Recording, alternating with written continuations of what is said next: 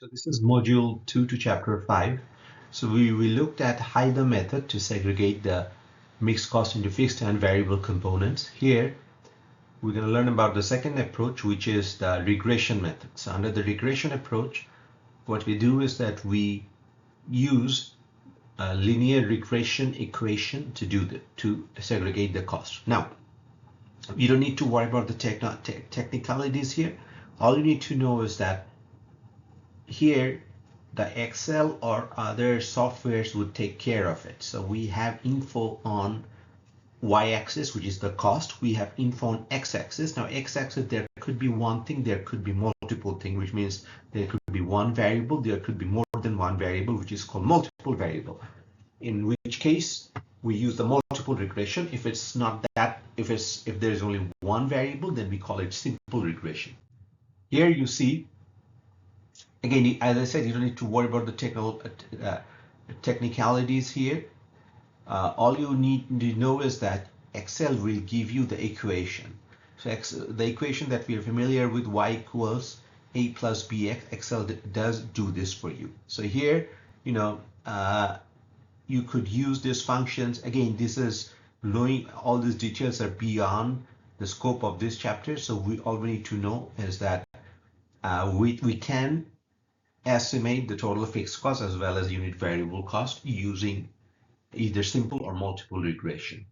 So once you know, like here, we based on the regression output, we find that my total fixed cost is 11,933 and my unit variable cost is 0.2716.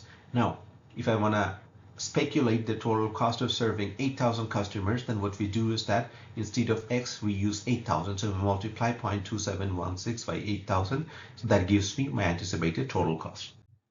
Again, you don't have to worry about all these details here. Here you just see that here, the intercept that you see, this is the fixed cost. And the variable cost here, we are assuming that there are two x items. One is the customer served and the other one is the number of order. So the variable cost will depend on customer service and the number of orders. So the cost equation will be y equals a plus bx, which is 3057a, plus b is 0.18x1 plus 1.62x2. Again, don't worry about the details here. You just need to know the very basic concept here. So here, my total overhead cost, remember, again, it's coming from the previous illustration. This is my fixed cost. There are two x's. One is customer served, other one is total order. So we multiply each by the unit variable cost, and that gives me the total overhead cost. Okay, now what we're going to look at is contribution margin income statement.